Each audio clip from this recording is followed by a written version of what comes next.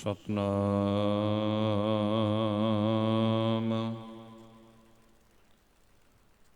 ਧੰਨ ਵਾਹਿਗੁਰੂ ਸਾਹਿਬ ਜੀਓ।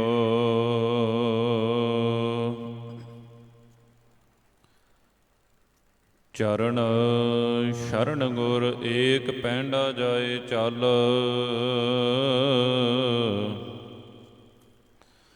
ਸਤਿਗੁਰ ਕੋਟ ਪੈਂਡਾ ਆਗੇ ਹੋਏ ਲੇਤ ਹੈ।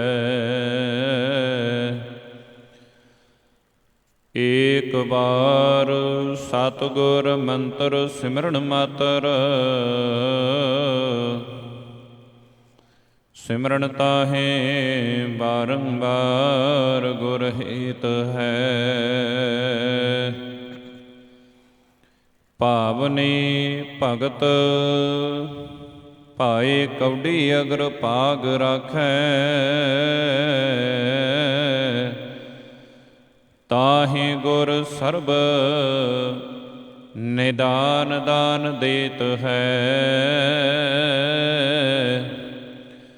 ਸਤਿਗੁਰ ਦਇਆ ਨਿਧ ਮਹਿਮਾ ਅਗਾਧ ਬੋਧ। ਨਮੋ ਨਮੋ ਨਮੋ ਨਮੋ ਨੇਤ ਨੇਤ ਨੇਤ ਹੈ। ਸੋ ਕਹੋ ਟਲ ਗੁਰ ਸੇਵੀਐ ਐਹਨੇ ਸੁ ਸਹਿਜ ਸੁਭਾਏ। ਦਰਸ਼ਨ ਪਰਸੇ ਗੁਰੂ ਕੈ ਜਨਮ ਮਰਨ ਦੁਖ ਜਾਏ। ਹੋਵੇ ਸਿਫਤ ਖਸਾਮਦੀ ਨੂਰ ਅਰਸਹ ਕੁਰਸਹ ਚਟੀਐ। ਤੁਧ ਡਿਠੇ ਸੱਚੇ ਪਾਤਸ਼ਾਹ ਮਲ ਜਨਮ ਜਨਮ ਦੀ ਕਟੀਐ। ਸੱਜਣ ਸੱਚਾ ਪਾਤਸ਼ਾਹ ਸਿਰ ਸ਼ਾਹ ਦੈ ਸ਼ਾਹੋ। ਜਿਸ ਪਾਸ ਬੈਠਿਆ ਸੋਹੀਐ ਸਭਨਾ ਦਾ ਵੇਸਾਹੋ।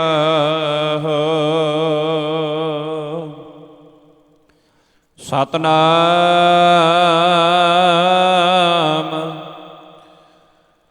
ਧੰਨ ਵਾਹਿਗੁਰੂ ਸਾਹਿਬ ਜੀ।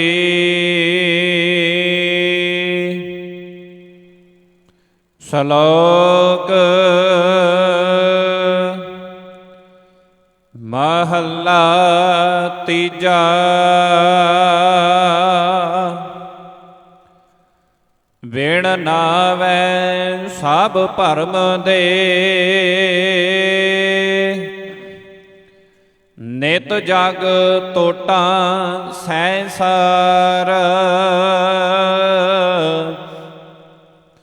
ਮਨ ਮੁਖ ਕਰਮ ਕਮਾਵਣੇ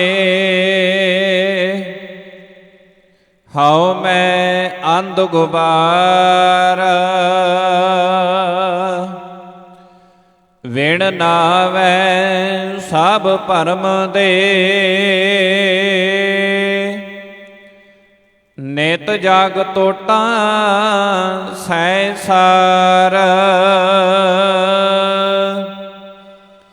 ਮਨ ਮੁਖ ਕਰਮ ਕਮਾਵਣੇ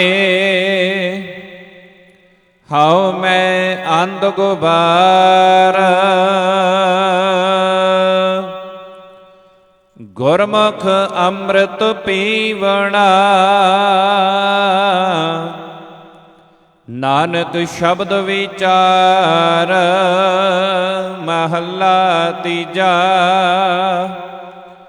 ਸਹਿਜੇ ਜਾਗੈ ਸਹਿਜੇ ਸੋਵੈ ਗੁਰਮੁਖ ਅਨ ਦਿਨ ਉਸਤਤ ਹੋਵੈ। ਮਨ ਮੁਖ ਭਰਮੈ ਸਹਸਾ ਹੋਵੈ ਅੰਤਰ ਚਿੰਤਾ ਨੀਂਦ ਨ ਸੋਵੈ। ਗਿਆਨੀ ਜਾਗਹਿ ਸਵਹਿ ਸੁਭਾਏ ਨਾਨਕ ਨਾਮ ਰਤਿਆ ਬਲ ਜਾਓ ਪੌੜੀ ਸੇ ਹਰ ਨਾਮ ਧਿਆਵਹਿ ਜੋ ਹਰ ਰਤਿਆ ਹਰ ਇੱਕ ਧਿਆਵਹਿ ਇੱਕ ਇਕ ਹਰ ਸਤਿਆ ਹਰ ਇਕੋ ਵਰਤੈ ਇਕ ਇਕੋ ਉਤਪਤਿਆ ਜੋ ਹਰ ਨਾਮ ਧਿਆਵਹਿ ਤਿਨ ਡਰ ਸਟ ਘਤਿਆ ਗੁਰਮਤਿ ਦੇਵੈ ਆਪ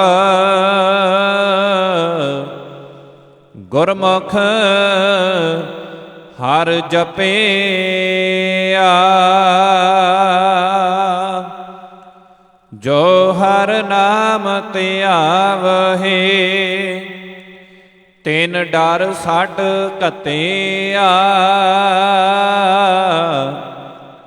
ਗੁਰਮਤਿ ਦੇਵੈ ਆਪ ਗੁਰਮੁਖ ਹਰ ਜਪਿਆ। ਵਾਹਿਗੁਰੂ ਜੀ ਕਾ ਖਾਲਸਾ ਵਾਹਿਗੁਰੂ ਜੀ ਕੀ ਫਤਿਹ। ਸਤਨਾਮ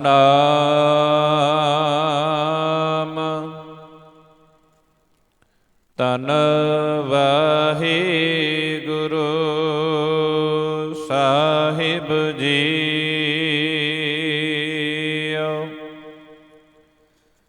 ਕੁੰਭੇ ਬੱਧਾ ਜਲ ਰਹਿ ਜਲ ਬਿਨ ਕੁੰਭ ਨਾ ਹੋਏ।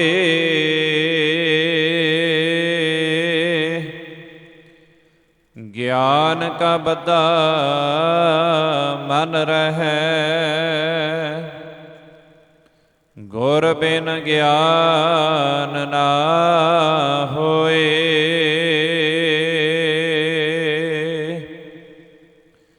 ਕਿਰਪਾ ਕਰੋ ਦੀਨ ਕੇ ਦਾਤੇ ਮੇਰਾ ਗੁਣ ਆਵਗਣ ਨਾ ਵਿਚਾਰੋ ਕੋਈ। ਮਾਟੀ ਕਾ ਕਿਆ ਧੋਪੈ ਸੁਆਮੀ ਮਾਨਸ ਕੀ ਗਾਤ ਏਹੀ।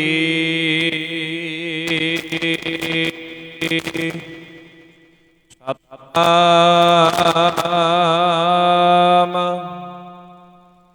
ਧੰਨ ਵਾਹਿਗੁਰੂ ਸਾਹਿਬ ਜੀ। ਆਜਾ ਭੋਗੰਤ ਕੰਦ ਮੂਲੰ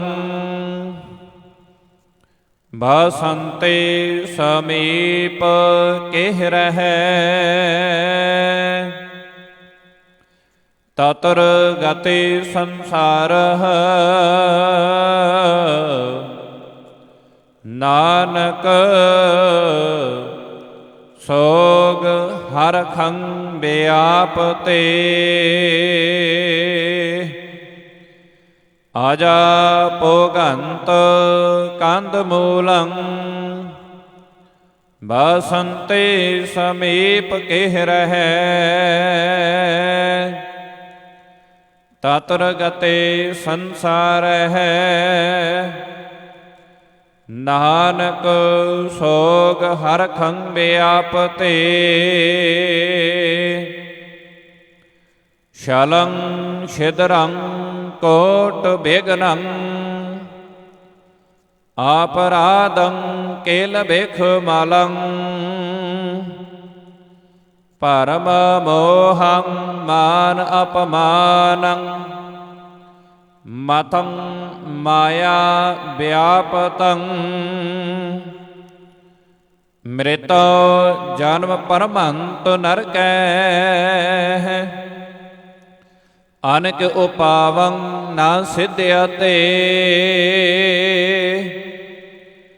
ਨਿਰਮਲੰ ਸਾਧੁ ਸੰਗਹ ਜਪੰਤ ਨਾਨਕ ਗੋਪਾਲ ਨਾਮੰ ਮ੍ਰਿਤ ਜਨਮ ਪਰਮੰਤ ਨਰਕੈ ਆਨਕ ਉਪਾਵੰ ਨਾ ਸਿਧਿਆ ਤੇ ਨਿਰਮਲੰ ਸਾਧ ਸੰਗਹ ਜਪੰਤ ਨਾਨਕ ਗੋਪਾਲ ਨਾਮੰ ਪਰਮ ਸਨਮਾਨਯੋਗ ਜਬਰ ਛਤਰ ਤਖਤ ਦੇ ਮਾਲਕ ਵਾਲੀਏ ਕੁਲ ਆਲਮ ਸ਼ਬਦ ਗੁਰੂ ਧੰਨ ਧੰਨ ਸਤਿਗੁਰੂ ਸ੍ਰੀ ਗੁਰੂ ਗ੍ਰੰਥ ਸਾਹਿਬ ਦਾ ਤਾਰ ਪਿਤਾ ਜੀਆਂ ਦੀ ਪਾਵਨ ਪਵਿੱਤਰ ਹਜ਼ੂਰੀ ਅੰਦਰ ਸੁਭਾਏਮਾਨ ਸਤਿਕਾਰਯੋਗ ਸਤ ਸੰਗੀ ਜਨੋ ਵਡਭਾਗੇ ਹਾਂ। ਪਾਤਸ਼ਾਹ ਜੀਆਂ ਦੀ ਅਪਾਰ ਰਹਿਮਤ ਬਖਸ਼ਿਸ਼ ਕਿਰਪਾ ਦੇ ਸਦਕਾ ਸਜੇ ਹੋਏ ਅੰਮ੍ਰਿਤ ਵੇਲੇ ਦੇ ਦੀਵਾਨਾਂ ਅੰਦਰ ਹਾਜ਼ਰੀਆਂ ਭਰਨ ਦਾ ਸੁਭਾਗ ਸਮਾਂ ਪ੍ਰਾਪਤ ਹੋਇਆ ਹੈ। ਆਓ ਪਾਵਨ ਅਸਥਾਨ ਤੋਂ ਚੱਲ ਰਹੀ ਲੜੀਵਾਰ ਗੁਰਬਾਣੀ ਦੀ ਵਿਚਾਰ ਦੇ ਨਾਲ ਜੁੜਨ ਦਾ ਯਤਨ ਕਰੀਏ ਜੀ। ਵਿਚਾਰਾਂ ਦੀ ਆਰੰਭਤਾ ਤੋਂ ਪਹਿਲਾਂ ਮਨ ਬਿਰਤੀਆਂ ਨੂੰ ਸਤਿਗੁਰੂ ਸਾਹਿਬ ਜੀਆਂ ਦੇ ਚਰਨਾਂ ਵਿੱਚ ਇਕਾਗਰਚਿਤ ਕਰਦਿਆਂ ਹੋਇਆਂ ਅਦਭੁਤ ਸਤਿਕਾਰ ਸਹਿਤ ਕਹੋ ਵਾਹਿਗੁਰੂ ਜੀ ਕਾ ਖਾਲਸਾ ਵਾਹਿਗੁਰੂ ਜੀ ਕੀ ਫਤਿਹ। ਪਾਵਨ ਗੁਰਬਾਣੀ ਸਹਿਸਕ੍ਰਿਤੀ ਜੋ ਸਤਿਗੁਰੂ ਸੱਚੇ ਪਾਤਸ਼ਾਹ ਧੰਨ ਗੁਰੂ ਅਰਜਨ ਸਾਹਿਬ ਮਹਾਰਾਜ ਜੀਆਂ ਦੀ ਰਚਨਾ ਤੋਂ ਉਚਾਰਨ ਕੀਤੀ ਗਈ ਹੈ, ਜਿਸ ਦੀ ਵਿਚਾਰ ਆਪ ਜੀ ਸਰਵਣ ਕਰ ਰਹੇ ਹੋ। ਜਿਵੇਂ ਕੱਲ੍ਹ ਦੇ ਦੀਵਾਨਾਂ ਵਿੱਚ ਮਹਾਰਾਜ ਜੀਆਂ ਨੇ ਉਹਨਾਂ ਸਾਧੂ ਜਨਾਂ ਦੇ ਲੱਛਣਾਂ ਦੇ ਬਾਰੇ, ਉਹਨਾਂ ਦੀ ਮਹਿਮਾ ਦੇ ਬਾਰੇ ਦੱਸਣਾ ਕੀਤਾ ਸੀ ਕਿ ਭਾਈ ਨਾ ਤਾਂ ਉਹ ਆਪਣੇ ਕੰਨਾਂ ਦੇ ਨਾਲ ਨਿੰਦਿਆ ਸੁਣਦੇ ਨੇ, ਨਾ ਆਪਣੀ ਜਿਹਬਾ ਦੇ ਨਾਲ ਕਿਸੇ ਨੂੰ ਮਾੜੇ ਹੀ ਵਚਨ ਬੋਲਦੇ ਨੇ, ਜਿਹਦੇ ਕਰਕੇ ਅਗਲੇ ਦਾ ਦਿਲ ਦੁਖੇ, ਜਿਹਦੇ ਕਰਕੇ ਅਗਲੇ ਨੂੰ ਇਹ ਨਾ ਲੱਗੇ ਕਿ ਇਹਨੇ ਮੈਨੂੰ ਮਾੜੇ ਲਫ਼ਜ਼ ਬੋਲੇ ਨੇ। ਕਹਿੰਦੇ ਉਹ ਤੇ ਹਮੇਸ਼ਾ ਹੀ ਪਿਆਰ ਦੀ ਬੋਲੀ, ਮਿਠਾਸ ਦੀ ਬੋਲੀ ਬੋਲਦੇ ਨੇ। ਆਓ ਹਜ਼ੂਰ ਜੀ ਨੇ ਅੱਜ ਦੇ ਪਾਵਨ ਬਚਨਾਂ ਵਿੱਚ ਰਹਿਮਤ ਕੀਤੀ ਹੈ। ਅਜਾ ਭੋਗੰਤ ਕੰਦ ਮੂਲੰ ਬਸੰਤੇ ਸਮੀਹ ਕਹਿ ਰਹਿ। ਅਜਾ ਕਹਿੰਦੇ ਨੇ ਬੱਕਰੀ ਨੂੰ, ਭੋਗੰਤ ਕੰਦ ਮੂਲੰ ਕਹਿੰਦੇ ਦੇਖੋ ਜਿਵੇਂ ਇੱਕ ਬੱਕਰੀ ਭਾਵ ਕੇ ਸਮਝਾਇਆ ਹਜ਼ੂਰ ਜੀ ਨੇ ਇੱਥੇ ਮਨ ਨੂੰ ਹੈ। ਕਹਿੰਦੇ ਇੱਕ ਬੱਕਰੀ ਭਾਵੇਂ ਜੰਗਲ ਦੇ ਵਿੱਚ ਆਪਣੇ ਪੇਟ ਦੀ ਪੂਰਤੀ ਲਈ ਕਈ ਤਰ੍ਹਾਂ ਦੇ ਪਦਾਰਥ, ਕਈ ਤਰ੍ਹਾਂ ਦੇ ਕੰਦ ਮੂਲ ਜੋ ਉਹ ਖਾਣਾ ਕਰਦੀ ਹੈ, ਪਰ ਜੇ ਕਿਧਰੇ ਬਸੰਤੀ ਸਮੀਪ ਕਹਿ ਰਹੇ, ਕਹਿੰਦੇ ਭਾਵੇਂ ਕਿ ਉਹ ਜੰਗਲ ਦੇ ਵਿੱਚ ਜਾਂ ਕਿਧਰੇ ਜਾ ਕੇ ਜਿੱਥੇ ਉਹਨੂੰ ਹਰਾ ਚਾਰਾ ਮਿਲੇ, ਖਾਣ ਨੂੰ ਮਿਲਣਾ, ਉਹ ਖਾ ਤੇ ਰਹੀ ਹੈ, ਪਰ ਖਾਂਦਿਆਂ ਖਾਂਦਿਆਂ ਕਹਿੰਦੇ ਜੇ ਕਿਧਰੇ ਉਹਦੇ ਨਜ਼ਦੀਕ, ਉਹਦੇ ਕੋਲ ਸ਼ੇਰ ਆ ਜਾਵੇ, ਫਿਰ ਕਹਿੰਦੇ ਉਹਦੇ ਮਨ ਦੇ ਵਿੱਚ ਡਰ ਪੈਦਾ ਹੋ ਜਾਵੇਗਾ, ਮਨ ਦੇ ਵਿੱਚ ਵਹਿਮ ਪੈਦਾ ਹੋ ਜਾਵੇਗਾ, ਖੌਫ ਪੈਦਾ ਹੋ ਜਾਵੇਗਾ। ਕਿਉਂ? ਕਿਉਂਕਿ ਉਹਨੂੰ ਪਤਾ ਹੈ ਕਿ ਜੇਕਰ ਇਹਦੀ ਨਿਗਾਹ ਮੇਰੇ ਤੇ ਪੈ ਗਈ ਤੇ ਹੋ ਸਕਦਾ ਕਿ ਇਹ ਮੈਨੂੰ ਜਾਨ ਤੋਂ ਮਾਰ ਦੇਵੇ, ਹਜ਼ੂਰ ਸਤਿਗੁਰ ਸੱਚੇ ਪਾਤਸ਼ਾਹ ਜੀ ਬਿਆਨ ਕਰਦੇ ਨੇ, ਖਾਂਦੀ ਆਪਣੇ ਧਿਆਨ ਵਿੱਚ ਹੈ, ਪਰ ਉਸ ਪਾਸੇ ਉਹ ਧਿਆਨ ਨਹੀਂ ਕਰਦੀ ਜਿੱਧਰੋਂ ਪਾਸੇ ਸ਼ੇਰ ਲੰਘ ਰਿਹਾ ਏ, ਕਿ ਰੰਚਕ ਮਾਤਰ ਵੀ ਜਰਾ ਜਿੰਨਾ ਵੀ ਆਵਾਜ਼ ਕੀਤੀ ਜਾਂ ਕੁਛ ਹੋਇਆ ਤੇ ਇਹ ਮੇਰਾ ਨੁਕਸਾਨ ਕਰ ਦਵੇਗਾ। ਤਤਰ ਗਤੇ ਸੰਸਾਰ ਹੈ, ਨਾਨਕ ਸੋਗ ਹਰਖੰ ਵਿਆਪਤੇ। ਸਤਿਗੁਰ ਸੱਚੇ ਪਿਤਾ ਜੀ ਨੇ ਇੱਥੇ ਸਮਝਾਉਣਾ ਕੀਤਾ, ਕਹਿੰਦੇ ਇਸੇ ਹੀ ਤਰ੍ਹਾਂ ਭਾਈ ਸੰਸਾਰ ਦੇ ਵਿੱਚ ਅਨੇਕਾਂ ਹੀ ਪਦਾਰਥਾਂ ਦੇ ਪਿੱਛੇ ਲੱਗ ਕਰਕੇ ਇਹ ਮਨੁੱਖਾ ਦੇਹੀ ਦੇ ਰਾਹੀਂ ਇਨਸਾਨ ਪਦਾਰਥ ਪ੍ਰਾਪਤ ਕਰਦਾ ਹੈ, ਪਰ ਨਾਲ ਹੀ ਇਹਨੂੰ ਡਰ ਹੈ ਕਿ ਇਹਨਾਂ ਪਦਾਰਥਾਂ ਦੇ ਵਿੱਚੋਂ ਦੁੱਖ ਅਤੇ ਸੁੱਖ ਪੈਦਾ ਹੋਣ ਵਾਲੇ ਹਨ। ਤੇ ਕਹਿੰਦੇ ਜਿਵੇਂ ਉਹ ਹਰਾ ਚਾਰਾ ਖਾਣ ਵਾਲੀ ਬੱਕਰੀ ਡਰਦੀ ਹੈ ਕਿ ਕਿਧਰੇ ਮੈਨੂੰ ਸ਼ੇਰ ਨਾ ਖਾ ਜਾਵੇ, ਇਸੇ ਤਰ੍ਹਾਂ ਇਹਦੇ ਮਨ ਦੇ ਵਿੱਚ ਡਰ ਹੈ ਕਿ ਕਿਸੇ ਤਰ੍ਹਾਂ ਭਾਵ ਕਿ ਮੈਂ ਆਪਣੇ ਸਰੀਰ ਨੂੰ ਇਹਨਾਂ ਦੁੱਖਾਂ ਤੋਂ, ਇਹਨਾਂ ਰੋਗਾਂ ਤੋਂ ਬਚਾ ਕੇ ਰੱਖ ਸਕਾਂ, ਕਿ ਹਮੇਸ਼ਾ ਹੀ ਮੇਰਾ ਸਰੀਰ ਜਿਹੜਾ ਹੈ ਉਹ ਅਰੋਗ ਰਵੇ, ਹਮੇਸ਼ਾ ਹੀ ਮੇਰਾ ਸਰੀਰ ਜਿਹੜਾ ਹੈ ਇਹਦੇ ਤੇ ਕੋਈ ਨੁਕਸਾਨ ਨਾ ਹੋਵੇ, ਨਾ ਹੀ ਇਹਨੂੰ ਕੋਈ ਦੁੱਖ ਪਹੁੰਚੇ, ਨਾ ਹੀ ਇਹਨੂੰ ਕੋਈ ਤਕਲੀਫ ਆਵੇ। ਪਰ ਸਤਿਗੁਰ ਸੱਚੇ ਪਾਤਸ਼ਾਹ ਜੀ ਕਹਿ ਰਹੇ ਨੇ, ਮਹਾਰਾਜ ਜੀ ਬਿਆਨ ਕਰਦੇ ਨੇ, ਤਤਰ ਗਤੇ ਸੰਸਾਰਹਿ ਨਾਨਕ ਸੋਗ ਹਰਖੰ ਵਿਆਪਤੰ।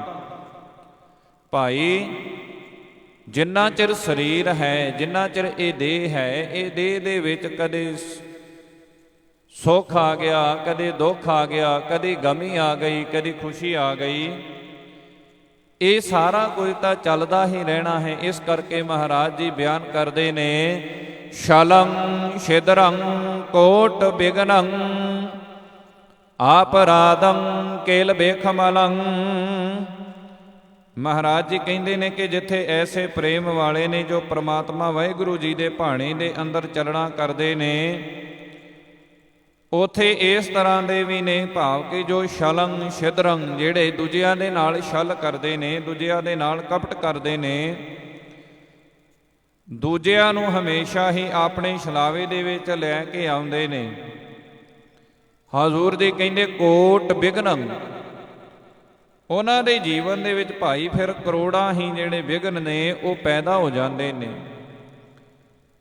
ਕਿਉਂਕਿ ਜੇਕਰ ਕਿਸੇ ਨੂੰ ਸਹੀ ਰਸਤੇ ਤੇ ਪਾਵਾਂਗੇ, ਕਿਸੇ ਦਾ ਭਲਾ ਕਰਾਂਗੇ, ਮਹਾਰਾਜ ਜੀ ਕਹਿੰਦੇ ਭਾਈ ਤੇਰਾ ਵੀ ਭਲਾ ਹੋਵੇਗਾ, ਪਰ ਜੇ ਕਿਧਰੇ ਤੂੰ ਕਿਸੇ ਦਾ ਨੁਕਸਾਨ ਪਹੁੰਚਾਉਣਾ ਹੈ, ਹਜ਼ੂਰ ਜੀ ਨੇ ਇਸੇ ਕਰਕੇ ਆਖਿਆ ਹੈ ਛਲੰ ਛਿਦਰੰ। ਛਿਦਰੰ ਦਾ ਅਰਥ ਹੈ ਐਬ, ਮਾੜੇ ਐਬ, ਮਾੜੀਆਂ ਹਰਕਤਾਂ।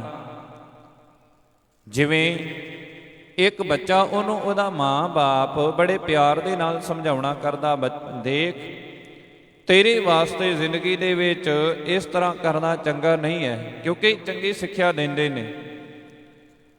ਤੇ ਕਹਿੰਦੇ ਹੋਰਨਾਂ ਦੇ ਜਿਹੜੇ ਐਬ ਨੇ, ਜਿਨ੍ਹਾਂ ਦੇ ਵਿੱਚ ਗਲਤੀਆਂ ਹਨ, ਉਹਨਾਂ ਤੇ ਮਾੜੇ ਕਰਮ ਭਾਵ ਕਿ ਉਹਨਾਂ ਦਾ ਨਤੀਜਾ ਉਹ ਭੁਗਤ ਰਹੇ ਨੇ। ਕਈ ਐਸੇ ਵੀ ਨੇ ਕਹਿੰਦੇ ਉਹਨਾਂ ਦੇ ਐਬ ਜਿਹੜੇ ਨੇ ਉਹ ਫਰੋਲਣ ਲੱਗ ਪੈਂਦੇ ਨੇ, ਭਾਵ ਕਿ ਨਿੰਦਿਆ ਕਰਨ ਲੱਗ ਪੈਂਦੇ ਨੇ। ਹਜ਼ੂਰ ਜੀ ਕਹਿੰਦੇ ਕੋਟ ਬਿਗਨੰ, ਕਈ ਜਿਹੜੇ ਕਰੋੜਾਂ ਹੀ ਕੋਟ ਭਾਵ ਕਿ ਕਰੋੜਾਂ ਹੀ ਜਿਹੜੀਆਂ ਰੁਕਾਵਟਾਂ ਨੇ ਉਹ ਆ ਜਾਂਦੀਆਂ ਨੇ। ਇਸ ਕਰਕੇ ਹਜ਼ੂਰ ਜੀ ਨੇ ਬੇਨਤੀ ਕੀਤੀ ਕਿ ਅਪਰਾਧੰ ਕੇਲ ਬੇਖਮਲੰ, ਅਪਰਾਧ ਕਹਿੰਦੇ ਨੇ ਮਾੜੇ ਕੰਮ, ਪਾਪ। ਹਜ਼ੂਰ ਸਤਿਗੁਰ ਸੱਚੇ ਪਾਤਸ਼ਾਹ ਜੀ ਕਹਿੰਦੇ ਕਈ ਐਸੇ ਵੀ ਨੇ ਜਿਹੜੇ ਛਲੰ ਛਿਦਰੰ ਕੋਟ ਬਿਗਨੰ, ਛਲਾਵੇ ਦੇ ਵਿੱਚ ਲਿਆ ਕਰਕੇ ਭਰਮ ਗਏ ਨੇ ਅਕਾਲ ਪੁਰਖ ਵਾਹਿਗੁਰੂ ਜੀ ਦੇ ਰਸਤੇ ਤੋਂ। ਕਹਿੰਦੇ ਅਪਰਾਧੰ ਕੇਲ ਬੇਖਮਲੰ, ਪਾਪ ਕਰਕੇ, ਅਪਰਾਧ ਕਰਕੇ ਹਜ਼ੂਰ ਜੀ ਕਹਿੰਦੇ ਉਹਨਾਂ ਦਾ ਕੀ ਹੋ ਗਿਆ, ਕੇਲ ਬੇਖਮਲੰ, ਕਿ ਉਹਨਾਂ ਦੇ ਜਿਹੜੇ ਪਾਪ ਨੇ ਉਹ ਪਾਪ ਮਤ ਜਿਹੜੀ ਪਾਪਾਂ ਨੇ ਕਰਕੇ ਉਹ ਵੀ ਮੈਲੀ ਹੋ ਗਈ ਹੈ, ਕੋਈ ਬਹੁਤੀ ਚੰਗੀ ਮਤ ਨਹੀਂ। ਪਰੰ ਮੋਹਨ ਮਾਨ ਅਪਮਾਨੰ ਮਦੰ ਮਾਇਆ ਵਿਆਪਤੰ। ਸਤਿਗੁਰ ਸੱਚੇ ਪਿਤਾ ਜੀ ਕਹਿੰਦੇ ਉਹ ਭਰਮ ਦੇ ਵਿੱਚ ਨੇ, ਭਟਕਣਾ ਦੇ ਵਿੱਚ ਨੇ, ਮੋਹ ਦੇ ਵਿੱਚ ਨੇ। ਹਜ਼ੂਰ ਜੀ ਕਹਿੰਦੇ ਮਾਨ ਅਪਮਾਨੰ। ਉਹ ਤੇ ਇਸ ਤਰ੍ਹਾਂ ਮਾਲਕ ਜੀ ਕਹਿੰਦੇ ਨੇ ਕਦੀ ਉਹ ਭਰਮ ਦੇ ਮੋਹ ਦੇ ਵਿੱਚ, ਮੋਹ ਦੀਆਂ ਤੰਦਾਂ ਦੇ ਵਿੱਚ ਭਟਕ ਰਹੇ ਨੇ। ਮਾਨ ਅਪਮਾਨੰ, ਕਦੀ ਉਹਨਾਂ ਨੂੰ ਇਹ ਹੈ ਕਿ ਸਾਡਾ ਆਦਰ ਹੋਣਾ ਚਾਹੀਦਾ ਏ। ਜਿੱਥੇ ਕਹਿੰਦੇ ਉਹਨਾਂ ਦਾ ਆਦਰ ਹੋ ਜਾਂਦਾ ਏ, ਉੱਥੇ ਤੇ ਆਪਣੇ ਆਪ ਨੂੰ ਬੜਾ ਉੱਚਾ ਮੰਨਦੇ ਨੇ, ਬੜਾ ਉੱਚਾ ਗਿਣਦੇ ਨੇ। ਅਪਮਾਨੰ, ਤੇ ਸਾਰੇ ਥਾਵਾਂ ਤੇ ਆਦਰ ਹੀ ਨਹੀਂ ਹੁੰਦਾ। ਹਜ਼ੂਰ ਜੀ ਕਹਿੰਦੇ ਨੇ ਕਿ ਜਦੋਂ ਉਹਨਾਂ ਦੇ ਵਿੱਚ ਕੋਈ ਐਬ ਦਾ ਕਰਕੇ ਉਹਨਾਂ ਦਾ ਕੋਈ ਅਪਮਾਨ ਕਰ ਦਿੰਦਾ ਏ। ਮਦੰ ਮਾਇਆ ਵਿਆਪਤੰ। ਸਤਿਗੁਰੂ ਸੱਚੇ ਪਾਤਸ਼ਾਹ ਜੀ ਕਹਿੰਦੇ ਮਦੰ ਹੰਕਾਰ ਨੂੰ, ਅਹੰਕਾਰ ਨੂੰ ਕਹਿੰਦੇ ਜੇ ਇਸ ਟਾਈਮ ਦੇ ਉੱਤੇ ਇਹਨਾਂ ਦੇ ਬਾਰੇ, ਇਸ ਤਰ੍ਹਾਂ ਦੇ ਲੋਕਾਂ ਦੇ ਬਾਰੇ ਥੋੜ੍ਹਾ ਜਿਹਾ ਕੋਈ ਇਹਨਾਂ ਨੂੰ ਇਹਨਾਂ ਦੇ ਅਸਲੇ ਤੋਂ ਸੁਚੇਤ ਕਰਵਾ ਦਿੰਦਾ ਹੈ। ਮਦਨ ਕਹਿੰਦੇ ਫਿਰ ਇਹ ਹੰਕਾਰ ਦੇ ਵਿੱਚ ਆ ਜਾਂਦੇ ਨੇ। ਮਾਇਆ ਵਿਆਪਤੰ, ਫਿਰ ਇਹਨਾਂ ਦੇ ਸਿਰ ਦੇ ਉੱਤੇ ਭਾਵ ਕਿ ਜੋ ਹੰਕਾਰ ਹੈ, ਹਜ਼ੂਰ ਜੀ ਕਹਿੰਦੇ ਉਹ ਵਿਆਪਦਾ ਹੈ। ਭਾਵ ਕਿ ਫਿਰ ਹੰਕਾਰ ਦੇ ਵਿੱਚ ਇਹ ਬੋਲ ਕਬੋਲ ਬੋਲਣਾ ਸ਼ੁਰੂ ਕਰਦੇ ਨੇ। ਮ੍ਰਿਤੋ ਜਨਮ ਪ੍ਰਮੰਤ ਨਰਕੈ ਹੈ,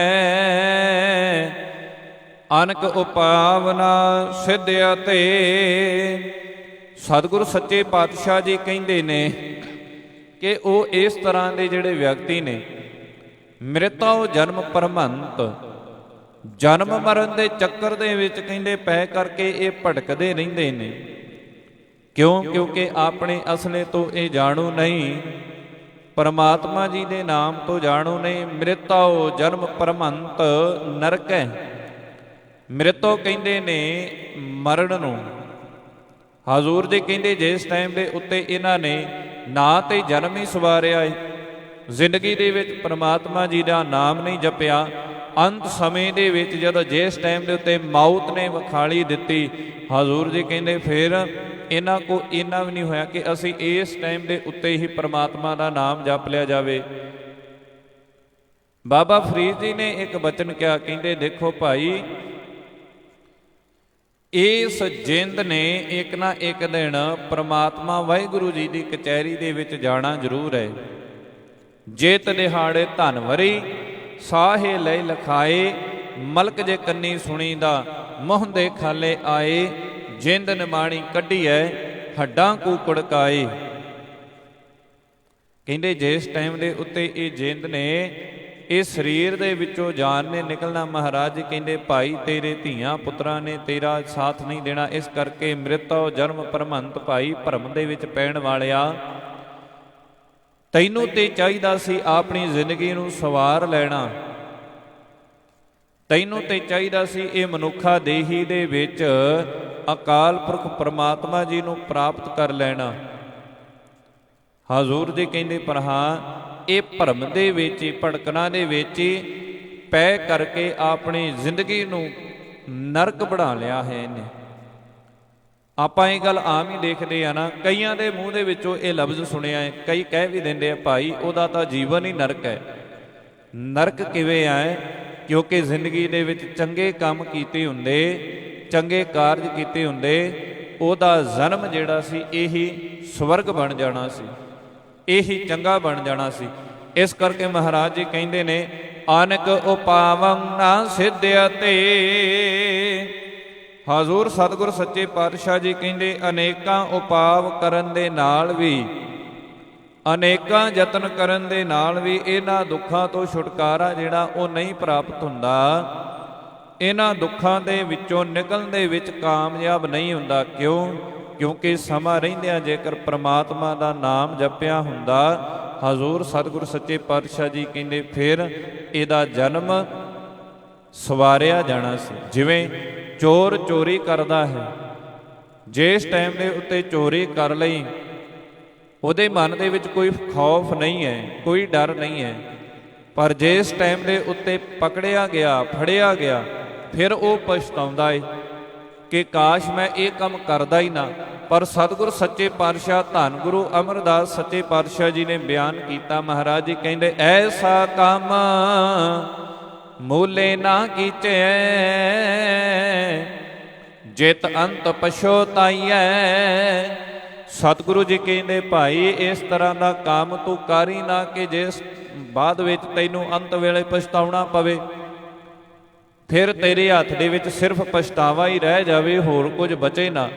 ਇਸ ਕਰਕੇ ਮਹਾਰਾਜ ਜੀ ਬਿਆਨ ਕਰਦੇ ਨੇ ਅਨਕ ਉਪਾਵ ਨਾ ਸਿੱਧੇ ਅਤੇ ਭਾਈ ਯਤਨ ਤੇ ਕਰਦਾ ਏ ਕਿ ਕਿਸੇ ਨਾ ਕਿਸੇ ਤਰ੍ਹਾਂ ਇਹਨਾਂ ਦੁੱਖਾਂ ਤੋਂ ਮੈਂ ਦੂਰ ਚਲਿਆ ਜਾਵਾਂ, ਇਹਨਾਂ ਰੋਗਾਂ ਤੋਂ ਮੈਂ ਦੂਰ ਚਲਿਆ ਜਾਵਾਂ। ਲੱਖਾਂ ਪੈਸਾ ਚੁੱਕੀ ਫਿਰਦੇ ਨੇ, ਕਰੋੜਾਂ ਦੀ ਆਮਦਨੀ ਵਾਲੇ ਕਹਿੰਦੇ ਜਦੋਂ ਸਰੀਰ ਤੇ ਦੁੱਖ ਆਉਂਦਾ ਏ ਫਿਰ ਡਾਕਟਰਾਂ ਨੂੰ ਪੈਸੇ ਦਿੰਦੇ ਨੇ, ਰੁਪਏ ਦਿੰਦੇ ਨੇ ਕਿ ਦੁੱਖ ਦੂਰ ਹੋ ਜਾਵੇ। ਪਰ ਕਹਿੰਦੇ ਉਸ ਟਾਈਮ ਦੇ ਉੱਤੇ ਡਾਕਟਰ ਵੀ ਕੁਝ ਨਹੀਂ ਕਰ ਸਕਦੇ, ਪੈਸਾ ਵੀ ਕੁਝ ਨਹੀਂ ਕਰ ਸਕਦਾ। ਪੈਸੇ ਦੀ ਆੜ ਦੇ ਵਿੱਚ ਹੀ ਤੇ ਸਰੀਰ ਨੂੰ ਦੁੱਖ ਲਾਏ ਨੇ। ਇਸ ਕਰਕੇ ਮਹਾਰਾਜ ਜੀ ਕਹਿੰਦੇ ਅਨਕ ਉਪਾਵ ਨਾ ਸਿੱਧੇ ਅਤੇ ਭਾਈ, ਇਸ ਤਰ੍ਹਾਂ ਦੇ ਉਪਾਵ ਕਰਨ ਦੇ ਨਾਲ ਵੀ ਤਾਂ ਵੀ ਗਤੀ ਨਹੀਂ ਹੁੰਦੀ। ਨਿਰਮਲੰ ਸਾਧ ਸੰਗਹ ਜਪੰਤ ਨਾਨਕ ਗੋਪਾਲ ਨਾਮੰ। ਹਜ਼ੂਰ ਸਤਿਗੁਰ ਸੱਚੇ ਪਾਤਸ਼ਾਹ ਜੀ ਬਿਆਨ ਕਰਦੇ ਨੇ, ਨਾਨਕ ਨਾਮ ਦੀ ਮੋਹਰ ਲਗਾ ਕੇ ਮਹਾਰਾਜ ਜੀ ਕਹਿੰਦੇ ਨੇ ਭਾਈ ਪਾਤਸ਼ਾਹ ਜੀ ਦੇ ਨਾਮ ਨੂੰ ਜੋ ਜਪਦੇ ਨੇ ਸਾਧ ਸੰਗਤ ਦੇ ਵਿੱਚ ਜਾ ਕੇ ਨਿਰਮਲੰ ਮੈਲ ਤੋਂ ਰਹਿਤ, ਜਿਨ੍ਹਾਂ ਨੂੰ ਵਿਕਾਰਾਂ ਦੀ ਮੈਲ ਪੋ ਨਹੀਂ ਸਕਦੀ, ਸਾਧ ਸੰਗਹ ਸਾਧ ਸੰਗਤ ਦੇ ਵਿੱਚ ਪਰਮਾਤਮਾ ਜੀ ਦਾ ਉਹ ਜਗਿਆਸੂ ਨਾਮ ਜਪਦੇ ਨੇ। ਜਪੰਤ ਨਾਨਕ ਗੋਪਾਲ ਨਾਮੰ, ਉਹ ਵਾਹਿਗੁਰੂ ਜੀ ਦਾ ਗੋਪਾਲ ਦਾ ਨਾਮ ਜਿਹੜਾ ਹੈ ਪਰਮਾਤਮਾ ਜੀ ਦਾ ਨਾਮ ਉਹ ਜਪਦੇ ਹਨ। ਰਮੰਤ ਗੁਣ ਗੋਬਿੰਦ ਨਿਤ ਪ੍ਰਤਹ। ਹਜ਼ੂਰ ਜੀ ਕਹਿੰਦੇ ਨੇ ਭਾਈ ਉਹ ਨਿਤ ਹੀ ਪਰਮਾਤਮਾ ਦੇ ਗੁਣਾਂ ਨੂੰ ਜਿੱਥੇ ਜਪਦੇ ਨੇ ਉਥੇ ਇਹ ਵੀ ਸਮਝਦੇ ਨੇ ਰਮੰਤ ਗੁਣ ਗੋਬਿੰਦ ਨਿਤ ਪ੍ਰਤਹ, ਕਿ ਉਹ ਪਰਮਾਤਮਾ ਵਾਹਿਗੁਰੂ ਤੇ ਰਮਿਆ ਹੋਇਆ ਹੈ। ਸਦਾ ਹੀ ਗੋਬਿੰਦ ਦੇ ਗੁਣ ਗਾਉਂਦੇ ਨੇ, ਭਾਵ ਕਿ ਸਦਾ ਹੀ ਪਰਮਾਤਮਾ ਜੀ ਦੇ ਵਾਹਿਗੁਰੂ ਜੀ ਦੇ ਅਕਾਲ ਪੁਰਖ ਜੀ ਦੇ ਨਾਮ ਨੂੰ ਗਾਉਣਾ ਕਰਦੇ ਨੇ। ਕਹਿੰਦੇ ਫਿਰ ਕੀ ਹੋ ਜਾਂਦਾ ਹੈ ਭਾਈ, ਉਹ ਜੀਵਨ ਦੇ ਵਿੱਚ ਪਵਿੱਤਰ ਹੋ ਜਾਂਦੇ ਨੇ, ਆਪਣੀ ਜੀਵਨ ਨੂੰ ਉਹ ਪਵਿੱਤਰ ਕਰ ਲੈਂਦੇ ਨੇ। ਤਰਣ ਸ਼ਰਨ ਸੁਆਮੀ ਰਮਣ ਸ਼ੀਲ ਪਰਮੇਸ਼ਰੈ। ਹਜ਼ੂਰ ਸਤਿਗੁਰ ਸੱਚੇ ਪਾਤਸ਼ਾਹ ਜੀ ਕਹਿੰਦੇ ਇਹ ਭਵਜਲ ਰੂਪੀ ਸੰਸਾਰ ਦੇ ਵਿੱਚੋਂ ਜੇਕਰ ਕੋਈ ਤਾਰ ਸਕਦਾ ਏ ਤੇ ਉਹ ਹੈ ਅਕਾਲ ਪੁਰਖ ਪਰਮਾਤਮਾ ਜੀ ਦੀ ਸਿੱਖਿਆ, ਉਹਦੇ ਗੁਣ ਜੋ ਸਾਨੂੰ ਇਸ ਸੰਸਾਰ ਦੇ ਵਿੱਚੋਂ ਵਿਕਾਰਾਂ ਦੇ ਵਿੱਚੋਂ ਤਾਰ ਸਕਦੇ ਨੇ। ਤਰਨ ਕਹਿੰਦੇ ਨੇ ਜਹਾਜ਼ ਨੂੰ, ਸ਼ਰਨ ਕਹਿੰਦੇ ਪਰਮਾਤਮਾ ਦੀ ਸ਼ਰਨ ਨੂੰ। ਕਹਿੰਦੇ ਪਰਮਾਤਮਾ ਦਾ ਜਹਾਜ਼ ਰੂਪੀ ਨਾਮ ਪਰਮਾਤਮਾ ਦੀ ਸ਼ਰਨ ਤੋਂ, ਜਗਿਆਸੂਆਂ ਦੀ ਸ਼ਰਨ ਤੋਂ ਸਾਨੂੰ ਪ੍ਰਾਪਤ ਹੋਇਆ। ਰਮਨ ਸ਼ੀਲ ਪਰਮੇਸ਼ਰ। ਰਮਨ ਕਿਹਾ ਜਾਂਦਾ ਹੈ ਪਰਮਾਤਮਾ ਦਾ ਨਾਮ ਜਪਣਾ, ਭਾਵ ਕਿ ਉਹਨੂੰ ਬਾਰ-ਬਾਰ ਚੇਤੇ ਕਰਨਾ।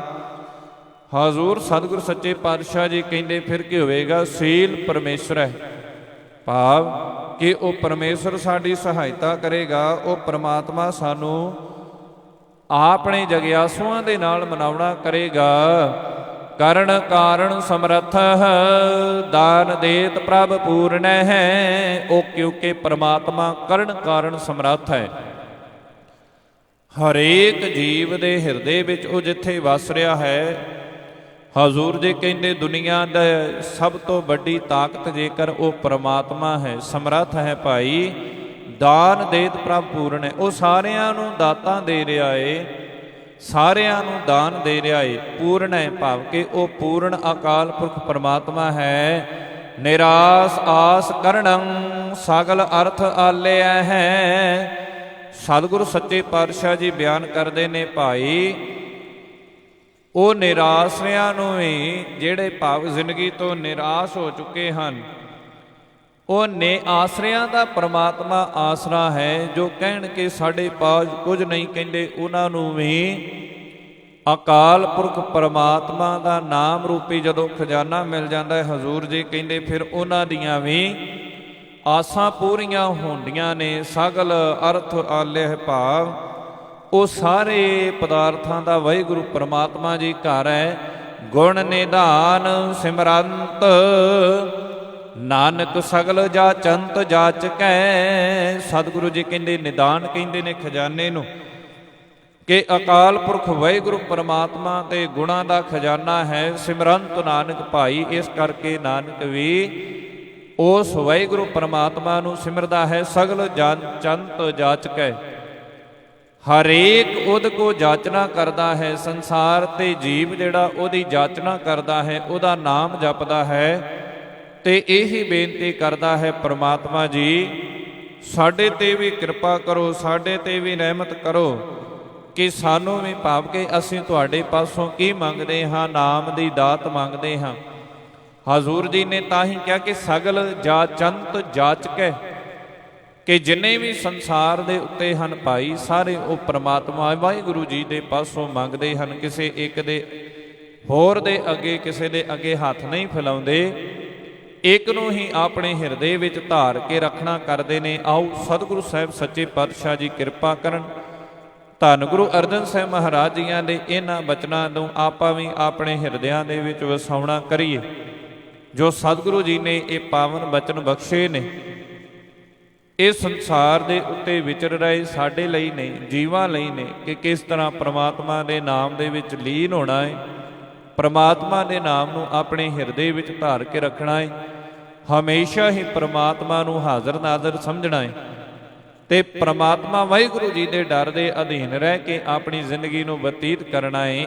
ਆਓ ਸਤਿਗੁਰੂ ਜੀ ਦੇ ਇਹਨਾਂ ਬਚਨਾਂ ਨੂੰ ਆਪਣੇ ਹਿਰਦੇ ਵਿੱਚ ਧਾਰਨ ਕਰੀਏ, ਤਾਂ ਜੋ ਲੋਕ ਸੁਖੀ ਪਰਲੋਕ ਸੁਹੇਲਾ ਹੋ ਸਕੇ। ਵਿਚਾਰ ਕਰਦੇ ਆ ਹੋਈਆਂ ਬੇਅੰਤ ਪ੍ਰਕਾਰ ਦੀਆਂ ਭੁੱਲਾਂ ਧੰਨ ਗੁਰੂ ਗ੍ਰੰਥ ਸਾਹਿਬ ਮਹਾਰਾਜ ਜੀ ਬਖਸ਼ਣ ਜੋਗ। ਅੰਤ ਵਿੱਚ ਬੁਲਾਓ ਫਤਿਹ ਆਖੋ ਜੀ। ਵਾਹਿਗੁਰੂ ਜੀ ਕਾ ਖਾਲਸਾ, ਵਾਹਿਗੁਰੂ ਜੀ ਕੀ ਫਤਿਹ।